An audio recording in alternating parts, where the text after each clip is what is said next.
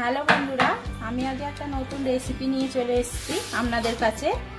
এটা শামুকের ঝাল।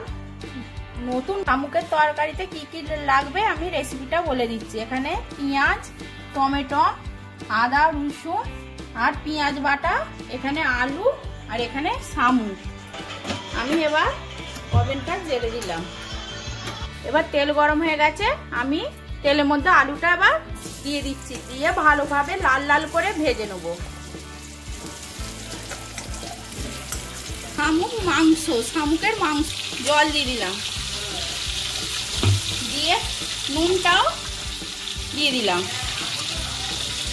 দিয়ে প্রেসারটা চাপা দিয়ে দেবো। এবার সিটি মারতে বসিয়ে দিলাম। কোনো ভাজা হয়ে গেছে, এবার আমি তুলে নিচ্ছি।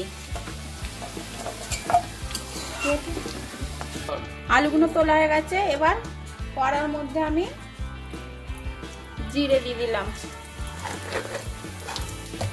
পেঁয়াজগুলো দিয়ে দিলাম। পেঁয়াজগুলো লাল লাল করে ভেজে নেব।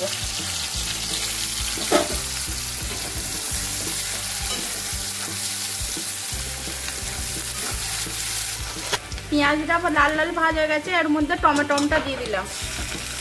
এর মধ্যে আদা, রসুন, পেঁয়াজ বাটা অ্যাড করে দিলাম। আমার আদা, রসুন, পেঁয়াজ ভালোভাবে ভাজা হয়ে গেছে। হলুদ গুঁড়ো দিয়ে দিলাম, লঙ্কা গুঁড়ো দিয়ে দিলাম। আপনারা যেমন ঝাল খাবে সেরকম পরিমাণ মতন দিয়ে দেবে। জিরে গুঁড়ো আর ধনে গুঁড়ো দিয়ে দিলাম, দিয়ে এটা ভালোভাবে কষে নিয়েছি। তেল ছেড়ে দিয়েছে, এর মধ্যে এবার শামুকটা দিয়ে দেবো, দিয়ে ভালোভাবে মধ্যে আলুটাও দিয়ে দিলাম।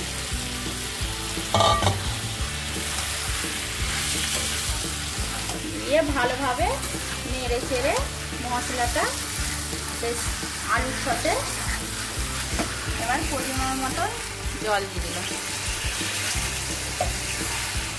পরিমাণ মতন নুনটা আমি তরকারিতে দিয়ে দিলাম, দিয়ে 5 মিনিট এখন হোক। আমাদের তরকারিটা হয়ে গেছে, এবার এর মধ্যে একটু ধনে পাতা দিয়ে দিলাম, দিয়ে এবার নেড়ে চেড়ে এবার আমি আমার শামুকের তরকারিটা লাগিয়ে নেব। কালারটা কেমন হয়েছে দেখুন বন্ধু, তারা এরকম একদিন ঘরে রান্না করে খাবেন, হেভি খেতে লাগে।